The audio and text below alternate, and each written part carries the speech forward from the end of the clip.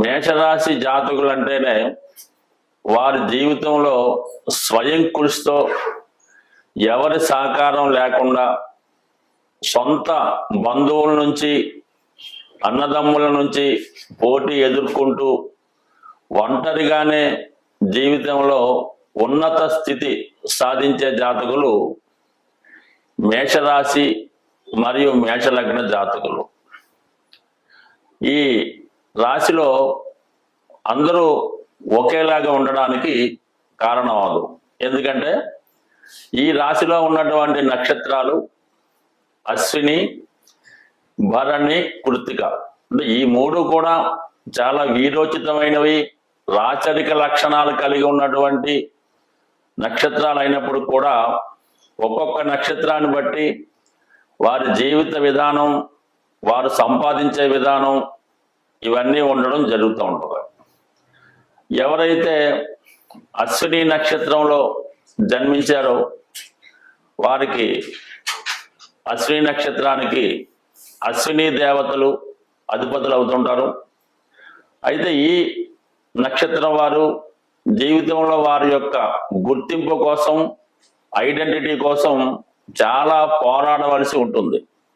అంటే ప్రతి విషయాన్ని చాలా ఉత్తమమైనవి ఎన్నుకునే ప్రయత్నం చేస్తూ ఉంటారు. అంటే సాధారణంగా ఒక వాహనం కొనాలన్నా, ఒక గుర్రం కొనాలన్నా, ఒక భూమి కొనాలన్నా చాలా శ్రేష్టమైనటువంటిని అన్వేషిస్తూ నిరంతరం తిరుగుతూ ఎప్పుడు వారికి నచ్చింది దొరికినప్పుడు మాత్రమే దాన్ని కొనడం. కానీ అలాగే ఉద్యోగం కొరకు కూడా వారికి నచ్చిన ఉద్యోగం వరకు, వారికి మనసుకి తృప్తి కలిగించే ఉద్యోగం వచ్చేంత వరకు కూడా అన్వేషిస్తూ ఉంటారు. ఈ అన్వేషణలో కొన్ని సందర్భాల్లో చిన్న చిన్న అవకాశాలు వచ్చినా కూడా వారు వదులుకోవడం జరుగుతూ ఉంటుంది. అయినప్పుడు కూడా వారి యొక్క గమ్యస్థానం చేరుకోవడానికి వారిలో ఉన్నటువంటి ధైర్య సాహసాలే కారణం అవడం జరుగుతూ ఉంటుంది. మరి స్వభావ సిద్ధంగా ఈ అశ్విని నక్షత్ర జాతకులకి ఏ పాదంలో పుట్టినప్పటికీ కూడా కేతు మహాదశలో వారి యొక్క జీవితం ప్రారంభమవుతుంది. అంటే ఎవరికన్నా సరే బాల్య దశ కేతు మహాదశ అవుతుంది. ఇది సుమారుగా వారు జన్మించినటువంటి పాదాన్ని బట్టి 1 సంవత్సరం నుంచి 6 నెలల నుంచి మ్యాక్సిమం 7 సంవత్సరాల వరకు ఉండే అవకాశం ఉంది. ఎవరికి కేతు దశ వచ్చినా సాధారణంగా ఆ దశ పెద్దగా ఎవరికి గ్రోత్ అయితే ఇవ్వదు. అయితే సన్యాసులకి, ఆధ్యాత్మిక జీవితం కోరుకున్న వారికి, జీవితంలో ఏది సాధించకుండా ఏదో ఒక ఏం కోసం భగవంతుని చేరాలనే ప్రయత్నంలో నిస్వార్థంగా డిటాచ్మెంట్తో ఆలోచిస్తున్న వారికి కేతు సహకరిస్తాడు. అయితే ఒక శూన్యాన్ని ఇస్తూ ఉంటాడు. ఇప్పుడు వీరికి కేతు దశతో ప్రారంభం అవడం వల్ల కొంతవరకు బాగున్నప్పుడు కూడా వీరి యొక్క 2వ దశ అంటే ఇంచుమించుగా విద్య, ఇంచుమించుగా ఎల్కేజీలో ఉన్నవండి, 1వ క్లాస్లో ఉన్నవండి, చేరిన దగ్గర నుంచి 20 సంవత్సరాల పాటు ఉండే శుక్రమహాదశ. ఈ అశ్విని నక్షత్ర జాతకులకి శుక్రమహాదశ చాలా వరకు చాలా కంఫర్టబుల్ లైఫ్ ఇవ్వడం జరుగుతూ ఉంటుంది. ఎందుకంటే శుక్రుడు వీళ్ళకి అటు ధనాధిపతిగా, సప్తమాధిపతిగా చిన్న వయసులోనే అన్ని సౌకర్యాలు పొందడం జరుగుతుంది. అయితే అప్పుడు ఈ అబ్బాయికి శుక్రమహాదశ వచ్చినప్పుడు తల్లిదండ్రులకు కూడా మంచి పొజిషన్ అది ఉండడం వల్ల ఈ అబ్బాయికి ఈ శుక్రమహాదశలో అంటే 24-25 సంవత్సరాలు వచ్చే లోపలనే మంచి వాహన యోగం. అంటే పూర్వకాలం అయితే ఇదే వయసులో వివాహం జరుగుతుండేది. కొంతమందికి ఇంచుమించుగా 24-26 మధ్యలో కూడా వివాహం వచ్చింది. ఎందుకంటే వాళ్ళు తొందరగానే సెట్ అయిపోయి కొద్దిగా మంచి ఉన్నత స్థాయి ఈ ఐఐటి లాంటి సాఫ్ట్వేర్ ఇంజనీర్లు గాను వేరే విధంగానూ సెటిల్ అవ్వడం వల్ల కొంతమందికి 26 సంవత్సరం కల్లా వివాహం కూడా జరిగే అవకాశం ఉంది.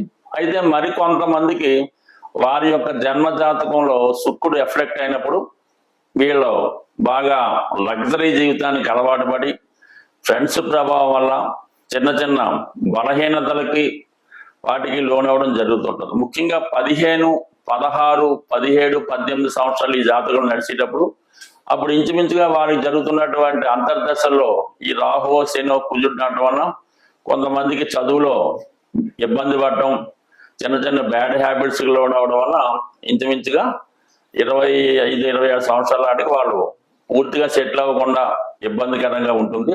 అయితే వీళ్ళు రవి మహాదశ రాగానే 3వ దశ రవి మహాదశ అంటే ఇంచుమించుగా మనకి 21వ సంవత్సరం నుంచి 27వ సంవత్సరం మధ్యలో వచ్చే రవి మహాదశ ఈ జాతకుల్ని ఎక్కువగా కొంతమంది రాజకీయాల వైపు, కొంతమంది రియల్ ఎస్టేట్ వైపు, కొంతమంది ఈ విధంగా ట్రాన్స్పోర్ట్ రంగం అంటే ఈ కార్లు బస్సులు ట్రాన్స్పోర్ట్ రంగం వైపు, చాలా మంది ఏంటంటే ఈ మోటార్ సైకిల్ స్పీడ్ గా నడిపే మోటార్ సైకిల్ రేసులు, ఈ కార్ రేసులు, అలాగే మోటార్ సంబంధించినటువంటి టెక్నాలజీ నేర్చుకోవడం, ఈ కార్ రిపేరింగ్, కారుకు సంబంధించిన అన్ని విషయాలు తెలుసుకోవడం, ఈ కార్ రేసుల్లో పాల్గొనడం, చాలా అడ్వాన్స్ గా ఇంచుమించుగా మంచి నేమ్ అండ్ ఫేమ్ సంపాదించే అవకాశం ఉంటుంది.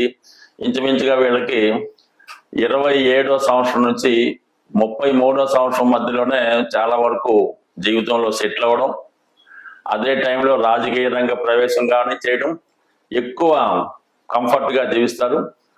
అది అంటే ఇంచుమించుగా మనకి 34వ సంవత్సరం 33వ సంవత్సరం నుంచి ఓ 10 సంవత్సరాలు వచ్చే చంద్రమహాదశ వీళ్ళ జీవితంలో బాగా స్థిరపడేస్తున్నమాట. అంటే ఇంచుమించుగా 44-45 సంవత్సరాలు, 35 నుంచి 45 అనుకుందాం. ఈ మధ్యకాలంలో మంచి గృహాలు, వాహనాలు ఇవన్నీ కూడా 4వ దశ చంద్రమహాదశ అవడం. మరి జీవితంలో వీళ్ళు మిగతా గ్రహాలు సహకరిస్తే అటు కర్కాటక రాశిలో ఉన్నటువంటి గ్రహాలను బట్టి, అదే రాశిలో ఉన్నటువంటి గురువు ఉచ్చ ఇవన్నీ కూడా జాతకుల్ని హైయెస్ట్ కంఫర్టబుల్ జీవితాన్ని ఇచ్చి బాగా వరకు మరి ఇంచుమించుగా ఈ జాతకుడికి 43 నుంచి 53 సంవత్సరాల మధ్యలో జీవితం అటు ఇటుగా స్థిరపడిపోవడం జరుగుతూ ఉంటుంది. దాని తర్వాత ఫర్దర్గా కాబట్టి మొత్తం మీద మేషరాశిలో అశ్విని నక్షత్ర జాతకులు చాలా తొందరగా జీవితంలో సెటిల్ అవ్వడం జరుగుతుంది. మనకి మేషరాశిలో భరణి నక్షత్రంలో జన్మించిన వారికి వారి జీవితం శుక్ర మహాదశతో స్టార్ట్ అవుతూ ఉంటుంది. అందువల్ల ఏంటంటే ఈ అబ్బాయి పుట్టిన దగ్గర నుంచి సుమారుగా శుక్ర మహాదశ 1 సంవత్సరం నుంచి 20 సంవత్సరాల వరకు ఉండొచ్చు. ఏదైనా ప్రతి ఒక్కరికి ప్రథమ దశ బాల్య దశ అవుతుంది, అంటే ఫస్ట్ దశ. దాని మీద కేతువు యొక్క ప్రభావం ఎక్కువగా ఉంటుంది. అందుకనే భరణి నక్షత్ర జాతకంలో జన్మించిన వారు జీవితంలో చాలా లేట్ సెటిల్మెంట్ రావడం జరుగుతూ ఉంటుంది. కారణం ఏంటంటే వారికి 1వ పాదంలో జన్మిస్తే సుమారు 18-20 సంవత్సరాలు, 3వ పాదంలో ఇలాగా 10 నుంచి 18-20 మధ్యలో ఉంటుంది. కాబట్టి ఈ శుక్ర మహాదశ దశ అంతా కూడా వీళ్ళ జీవితంలో ఏదో ఆటపాటలతోనో ఎంటర్టైన్మెంట్ తోనో చాలా హాయిగా ఆనందంగా గడిచిపోతూ ఉంటుంది. దానివల్ల వీరు ప్రథమ భాగం సెటిల్ అవ్వలేకపోతుంటారు. దాని తర్వాత వచ్చే రవి మహాదశ అంటే ఇంచుమించుగా అది 20వ సంవత్సరంలో కొందరికి, అటు ఇటుగా 10వ సంవత్సరం కూడా రావచ్చు. ఏదైనా 2వ దశ వీళ్ళకి జ్ఞానోదయం అవుతుంది అన్నమాట.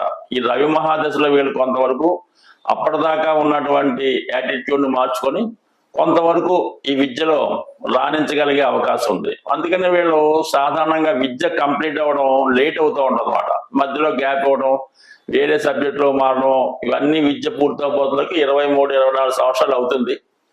అప్పుడు వచ్చినటువంటి చంద్రమహాదశ కంపల్సరీగా వీళ్ళని విదేశం వైపు తీసుకెళ్ళిపోతూ ఉంటుంది అన్నమాట. అంటే సొంత ప్రాంతంలో వీళ్ళకి పెద్దగా అభివృద్ధి రాదు. ఎవరైతే భరణి నక్షత్రంలో ఉన్నారో వాళ్ళు బాగా విదేశం, ఇతర కంట్రీ, ఇతర దేశం వెళ్ళి ఇంచుమించుగా 26వ సంవత్సరం దగ్గర నుంచి 26 నుంచి 36 సంవత్సరాల లోపు, అంటే 35-37 సంవత్సరాల లోపు 100% జీవితంలో బాగా సంపాదించగలుగుతూ ఉంటారు. దాని తర్వాత ఏంటంటే ఇదే టైంలో వారికి వివాహం కూడా జరిగే అవకాశం ఉంది. అంటే విదేశంలో ఉండగానో దూర ప్రాంతంలో ఉండగానే వివాహం జరుగుతుంది. అదే ఇంచుమించుగా మనకి ఈ 36వ సంవత్సరం నాటికే వీళ్ళు చాలా వరకు స్థిరపడి 36 తర్వాత వచ్చే కుజ మహాదశ వీళ్ళు అప్పటిదాకా ఉద్యోగం చేసి దాన్ని డైవర్ట్ అయ్యి ఏ రియల్ ఎస్టేటో ఏ రాజకీయంలోకి ప్రవేశించి చాలా ఉన్నత స్థాయికి వెళ్ళడం జరుగుతుంటుంది. అంటే ఇంచుమించుగా 45 ఇయర్స్ లోపలనే వారి యొక్క అభివృద్ధి కారణం అవుతుంటుంది. ఇదే కొంతమందికి వారి జీవితంలో గ్రహాలు కలిసి రాకపోతే ఇంచుమించుగా 35-36 సంవత్సరాలు వచ్చేదాకా కూడా జీవితంలో ఏ సెటిల్మెంట్ లేకుండా ఊరిక కాలక్షేపం చేస్తూ ఏ రాజకీయ నాయకుడు వెనకాలో, ఏ రియల్ ఎస్టేట్ నాయకుడు వెనకాలో తిరుగుతూ ఎటువంటి సంపాదన లేకుండా ఓవర్ కాన్ఫిడెన్స్ తో జీవించడం జరుగుతూ ఉంటుంది. ఇది భరణి నక్షత్ర జాతకుల యొక్క మేషరాశి వారికి ఉన్నటువంటి స్థితి. ఇక మనకి కృత్తికా నక్షత్రం అనేది చాలా నెంబర్ 1. వీళ్ళు చాలా తొందరగానే జీవితంలో సెటిల్ అవుతారు. ఎందుకంటే వీళ్ళకి బాల్య దశ చాలా తక్కువ ఉంటుంది. అంటే 1వ పాదంలో జన్మిస్తారు కాబట్టి 6 సంవత్సరాల నుంచి 5 సంవత్సరాల మధ్యలో ఉంటుంది. ఇదంతా బాల్యం నడుస్తుంది చాలా హ్యాపీగా. దాని తర్వాత వచ్చే చంద్రమహాదశ అంటే 15వ సంవత్సరం లోపులోనే వీళ్ళు చాలా మంచి ప్రగతి సాధిస్తారు. 15 నుంచి దాని తర్వాత వచ్చినటువంటి 22వ సంవత్సరం కుజ మహాదశ అంటే 99% 22వ సంవత్సరం పూర్తవగానే వీళ్ళు జీవితంలో బాగా స్థిరపడడం, బాగా ఉన్నత స్థాయికి రావడం జరుగుతుంది. కొంతమంది వాళ్ళు పెద్దవాళ్ళు ఏ రాజకీయ రంగంలోనో పారిశ్రామిక రంగంలోనో ఉంటే వారి ద్వారా వారి సలహాతో అదే రంగంలో ప్రవేశించి తొందరగానే ఒక CEO గానో, ఒక డైరెక్టర్ గానో, ఒక పెద్ద యజమానిగానో, రాజకీయంగా ఒక ఎమ్మెల్యే అంటే ఇంచుమించుగా వాళ్ళు ఏజ్ వచ్చితే తొందరగానే రాజకీయ రంగ ప్రవేశం జరుగుతూ ఉంటుంది. అంటే మేషరాశిలో అతి తొందరగా 26వ సంవత్సరం తర్వాత 33 సంవత్సరాల మధ్యలో బ్రహ్మాండమైన సెటిల్మెంటు, అప్పటికే ఇల్లు కట్టేసుకోవడం, అప్పటికే పెళ్లి, అప్పటికే పిల్లలు, ఇవన్నీ కూడా చాలా తొందరగా సెటిల్ అయ్యేవాళ్ళు కృత్తికా నక్షత్ర జాతకులు మన మేషరాశిలో. స్వస్తి. సాధారణంగా జాతకుడు యొక్క జన్మ నక్షత్రాన్ని బట్టి దశలు, అంతర్దశలు, విదశలు నడుస్తుంటాయి. కొంతమందికి గురు మహాదశ, శుక్ర మహాదశ బాగా యోగిస్తాయని ఆశపడుతూ ఆ దశలు జరుగుతున్నప్పుడు కూడా కొంతమందికి పెద్దగా వాళ్ళకి సక్సెస్ రాకపోవడం, నష్టాలు పాలవడం జరుగుతూ ఉంటుంది. దానికి గోచారం అంటే ఏలినాటి శని, అష్టమ శని, అర్ధాష్టమ శని జరుగుతున్నప్పుడు జాతకుడికి ఎంత గొప్ప దశ జరిగినా అవి ఫలితాన్ని ఇవ్వడం జరగదు. ఆ కారణం వల్ల అది కూడా మనం అబ్జర్వ్ చేసుకోవాలి. చాలా మంది కొద్దిగా కన్ఫ్యూజ్ ఉంటుంది. కొంతమందికి శని మహాదశ నడుస్తుంటుంది. 19 సంవత్సరాలు శని మహాదశ నడుస్తూ ఉంటుంది. ఈ 19 సంవత్సరాలు శని మహాదశ నడుస్తుండగా ఈ మధ్యలో ఏలినాటి శని స్టార్ట్ అవుతుంది. ఈ ఏలినాటి శని 7.5 years ఇది 2 కలిసి నట్టడం వల్ల కామన్గా జాతకుడు చాలా ఎక్కువ స్ట్రగుల్ పడుతూ ఉంటాడు అన్నమాట. అయితే 7.5 years అయిపోగానే ఏలినాటి శని అయిపోయింది అనుకుంటాడు. నాకు శని అయిపోయింది కదా అంటాడు. కానీ ఈ జన్మత నక్షత్ర రీత్యా వచ్చే మహాదశ ఇంకా నడుస్తూ ఉంటుంది. అందువలన సాధారణంగా దశలు బాగున్నప్పుడు కూడా గోచార రీత్యా వచ్చే ఫలితాలు, రాహు ఇబ్బంది పెడతాడు, కొన్ని సందర్భాల్లో గురువు కూడా ఇబ్బంది పెడుతుంటాడు. కాబట్టి దశలతో పాటు గోచారాన్ని కూడా అబ్జర్వ్ చేసుకొని గోచారం బాగులేనప్పుడు కంపల్సరిగా పరిహారం చేసుకోవాల్సి ఉంటుంది.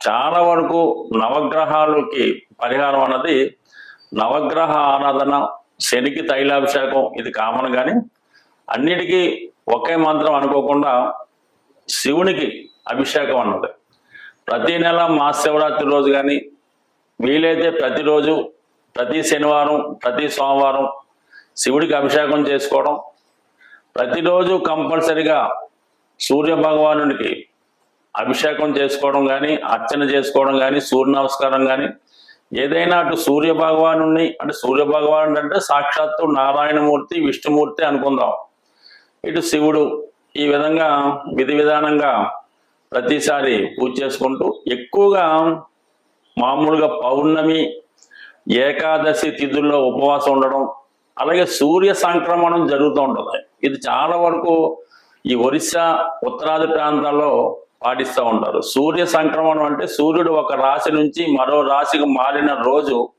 ప్రతి ఒక్కరూ కూడా పుణ్యస్థానం ఆచరించి ఆ రోజు ఉపవాసం ఉండడం వల్ల అన్ని నెలల్లో ఈ 12 నెలల్లో వచ్చినటువంటి అన్ని దోషాలు, అటు గోచారరీత్యా వచ్చినవి, దశల రూపంలో వచ్చినవి చాలా వరకు పరిష్కారం అవుతాయి.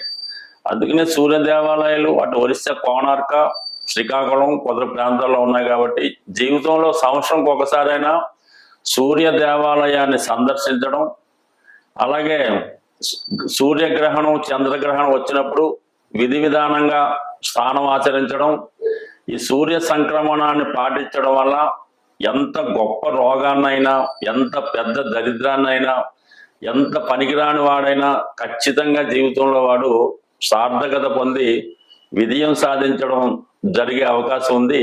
స్వస్తి.